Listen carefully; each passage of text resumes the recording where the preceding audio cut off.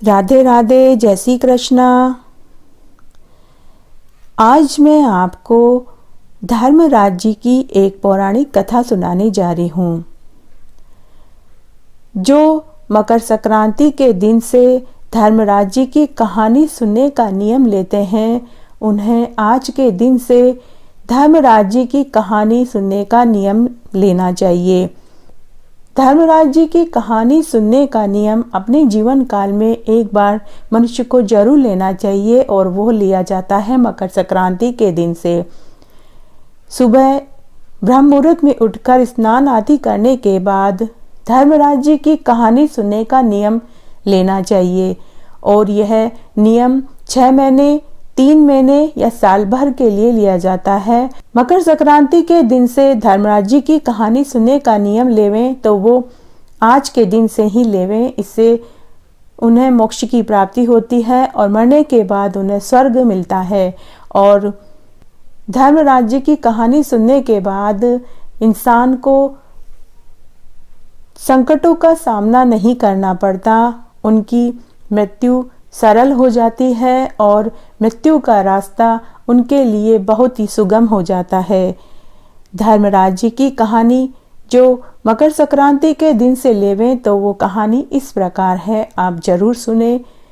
यह नियम आप अपनी सुविधा अनुसार ले सकते हैं, 3 महीने, 6 महीने या फिर 1 साल के लिए। कहानी इस प्रकार है। एक गांव में एक साहूकार और एक बुढ़िया थी। बुढ़िया बहुत ही धर्मपरायण थी, हर प्रकार के व्रत, उपवास, दान, पुण्य किया करती थी। बुढ़िया का परिवार बहुत बड़ा था। बुढ़िया ने अपने जीवन काल में सबको अच्छा देन लेन किया था। अपनी बेटे बहुओं को वो अच्छे से रखती थी, पोतों पोतियों को किसी चीज की कोई कमी नहीं होने देती थी। इसके अलावा वार त्योहार को वो अपनी भतीजियों, दोहतियों, भांजियों, देवर जिठानियों और परिवार और रिश्तेदारों को सबको अच्छा देन लेन करती थी। किसी प्रकार की कोई कंजूसी नहीं करती थी। चिड़ी कबूतरों को दाना पानी डालना उसने नियम बना रखा था। वो गाय को हरा चारा डालती थी। इसके अलावा वह ब्राह्मणों को काफी दान भी दिया करती थी। ब्राह्मण की बेटी के जितने भी नेक होते हैं उसने वो सारे नेक किए थे। ब्राह्मण की बेटी को कपड़े दान में देती थी। ब्राह्मण की बेटी का 1-2 बार उसने कन्यादान भी लिया था। इसके अलावा काले कुत्ते को रोटी खिलाती थी। ब्राह्मण को छाता, जूते, चप्पल सब दान दिया करती थी। पूरे गांव में उसकी खूब चर्चाएं होती थी। उधर वो साहूकार बड़ा ही कंजूस था। वह किसी प्रकार का कोई दान पुण्य नहीं करता था। संयोग की बात थी कि गांव में साहूकार और बुढ़िया की एक ही दिन मृत्यु हुई। जब यम के दूत बुढ़िया को लेकर जा रहे थे तो रास्ते में उन्हें वैतरणी नदी मिली। यम के दूत ने बुढ़िया माई से पूछा कि बुढ़िया, तूने गाय दान की थी? तो बुढ़िया ने गौ माता का ध्यान किया। तभी वहां एक गाय प्रकट हुई। बुढ़िया माई ने गाय की पूंछ पकड़ के वैतरणी नदी पार कर ली। थोड़ी दूर आगे चलने पर उन्हें काले कुत्ते दिखाई दिए और तब यमराज के दूत ने बुढ़िया माई से कहा कि बुढ़िया माई, तूने कभी कुत्तों को रोटी खिलाई थी? बुढ़िया माई ने फिर से अपने किए हुए पुण्य को ध्यान में किया। तब वहां काले कुत्ते उस मार्ग से हट गए। फिर वो आगे चलने लगे। आगे जाने पर खूब सारे कौवे बुढ़िया माई के सिर पर चोंच मारने लगे। यमराज के दूतों ने बुढ़िया माई से फिर कहा कि बुढ़िया माई, क्या तूने कभी कौवों को श्राद्धों में रोटी, पुआ, खीर खिलाया था?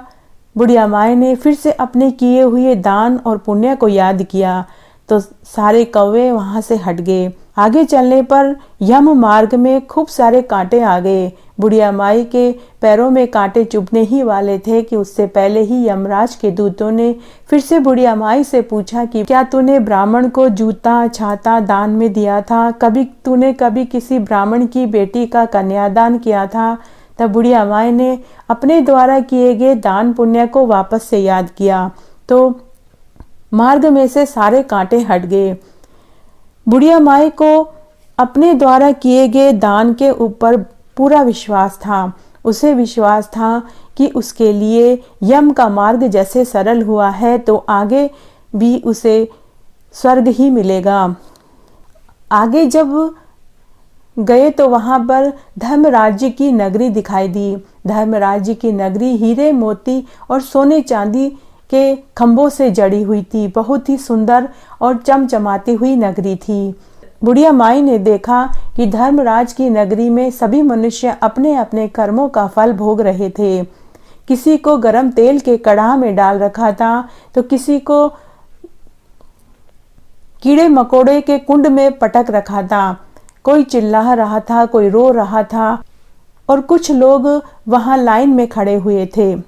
धर्मराज जी ऊंचे सिंहासन पर बैठे हुए थे और वहीं चित्रकूट जी भी बैठे हुए थे। बुढ़िया माई ने सब तरफ देखने के बाद उसने देखा कि उन्हीं के गांव का एक साहूकार भी वहीं धर्मराज जी के सिंहासन के पास ही विराजमान था। बुढ़िया माई को बड़ा आश्चर्य हुआ कि उस साहूकार ने पूरे जीवन में कभी कोई दान पुण्य नहीं किया, उसके बाद भी वह धर्मराज जी के बगल वाले सिंहासन पर बैठा हुआ था। बुढ़िया ने देखा कि वहां बहुत सा बड़ा मंदिर था, सोने के सिंहासन, हीरे मोती का छत्र था। धर्मराज जी न्याय नीति से राज्य कर रहे थे। यमराज जी सबको कर्म के अनुसार दंड दे रहे थे। बुढ़िया ने जाकर उनको नमस्कार किया। बुढ़िया को लगा कि उसने अपने जीवन काल में बहुत पुण्य, व्रत, उपवास और दान पुण्य किए हैं, उसे जरूर बैकुंठ का वास मिलेगा। धर्मराज जी ने चित्रगुप्त से कहा कि इस बुढ़िया का लेखा जोखा पढ़कर सुनाओ। चित्रगुप्त ने लेखा जोखा पढ़कर सुनाया। सुनने के बाद धर्मराज जी ने बुढ़िया माई से कहा कि बुढ़िया माई, तूने बहुत दान धर्म कर्म किए हैं, लेकिन तूने मेरे नाम से कोई व्रत और उपवास नहीं किया, ना ही तूने धर्मराज जी के नाम की कोई कहानी सुनी, इसलिए तुझे बैकुंठ का वास नहीं मिलेगा। बुढ़िया माई ने धर्मराज जी को साष्टांग प्रणाम किया और कहा कि धर्मराज जी, मैंने अपने जीवन काल में खूब दान पुण्य किए हैं। मैंने कभी अपने जीवन काल में झूठ नहीं बोला, चोरी नहीं की, किसी की निंदा नहीं की, इसलिए मुझे स्वर्ग का वास मिलना चाहिए। धर्मराज जी ने कहा कि बुढ़िया माई, तूने अपने जीवन काल में खूब दान पुण्य किया है, लेकिन तूने धर्मराज जी की कहानी नहीं सुनी और न ही मेरे नाम से कोई तूने दान पुण्य किया। तब बुढ़िया माई ने कहा कि मेरे ही गांव के ये साहूकार बैठे हैं, आपने इनको अपने बगल वाले सिंहासन पर बैठाया है, जबकि साहूकार ने अपने जीवन काल में कभी कोई दान पुण्य नहीं किया, नहीं कभी मैंने सुना कि इन्होंने कोई व्रत भी किया होगा।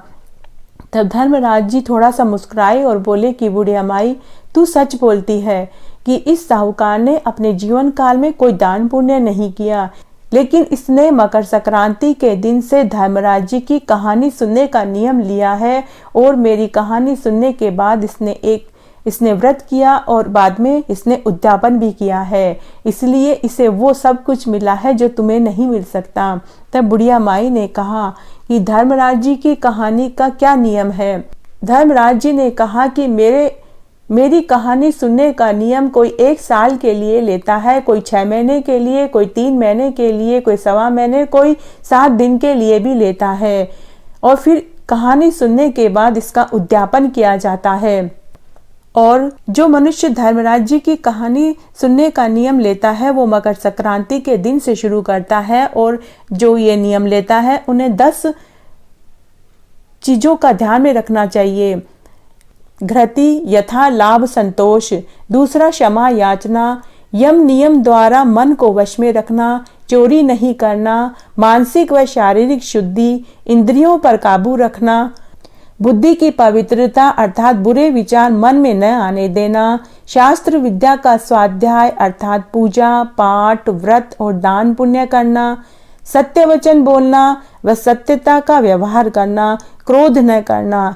इन नियमों का पालन जरूर करना चाहिए। जो मेरी कथा नियम पूर्वक सुनता है और शक्ति अनुसार पुण्य करता है, 1 साल बाद जब वापस मकर संक्रांति आए तो उद्यापन कर देवे। सोना या चांदी की मेरी मूर्ति बनवाकर विद्वान ब्राह्मण द्वारा मूर्ति की प्राण प्रतिष्ठा कर पंचामृत से स्नान करवा के षोडश उपचार से पूजा और हवन करें। सफेद व काले तिल के लड्डू का प्रसाद चढ़ावें। साथ ही चित्रगुप्त जी की पूजा भी करें।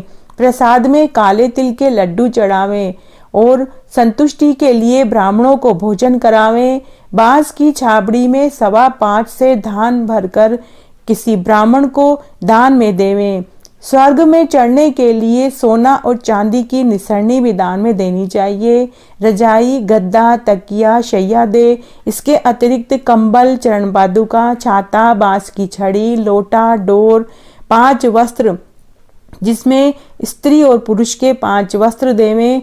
चूड़ी, काजल, टीकी, दर्पण अर्थात सुहाग की पिटारी दान में देवें। इसके अलावा गाय, माला, थाली, कटोरा जो भी चीज देवें वो एक गरीब ब्राह्मण को भोजन कराने के बाद ही देवें। इसके अलावा गाय भी दान में देनी चाहिए। ये सब वस्तुएं एक साधारण मनुष्य के लिए है। धनी व्यक्ति अगर देना चाहे तो इससे अधिक भी दे सकता है।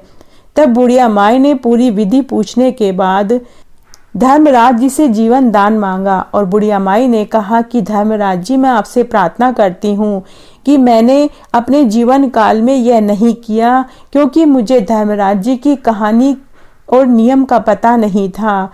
तब बुढ़िया माई ने धर्मराज जी से कहा कि आप मुझे 7 दिन के लिए वापस मेरे मृत शरीर में छोड़ दीजिए।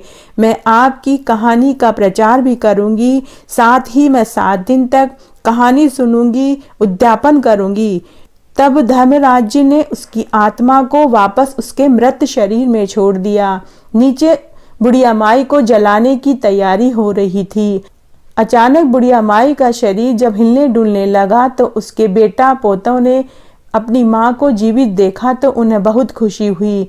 तब बुढ़िया माई ने कहा कि मुझे धर्मराज जी ने 7 दिन के लिए वापस से पृथ्वी पर भेजा है। मैं धर्मराज जी की कहानी सुनूंगी, उद्यापन करूंगी, उसके बाद ही मुझे मोक्ष की प्राप्ति होगी और तभी मुझे स्वर्ग मिलेगा। बुढ़िया माई अपने बेटा पोतों और बहुओं के साथ 7 दिन तक धर्मराज जी की कहानी सुनी और धर्मराज जी के 10 नियमों का पालन किया। 7 दिन के बाद उसने उद्यापन किया। उद्यापन करने के बाद बुढ़िया माई को लेने के लिए स्वर्ग से विमान आया। बुढ़िया माई उस विमान में बैठकर धर्मराज जी की चौखट पर गई और इस बार उसे धर्मराज जी के पास बगल वाला सिंहासन पे बैठाया गया। तो हे धर्मराज जी, जैसे आप उस बुढ़िया माई के ऊपर प्रसन्न हुए वैसे सबके ऊपर होना। कहने वाले को, सुनने वाले को और हुकारा भरने वाले को। करती हो तो पूरी हो तो परवान चढ़े, भूले बिसरे नाम तेरे भंडार में भरे। तो आज मैंने आपको धर्मराज जी की एक पौराणिक कहानी सुनाई। आशा करती हूँ यह आपको जरूर पसंद आएगी। धन्यवाद।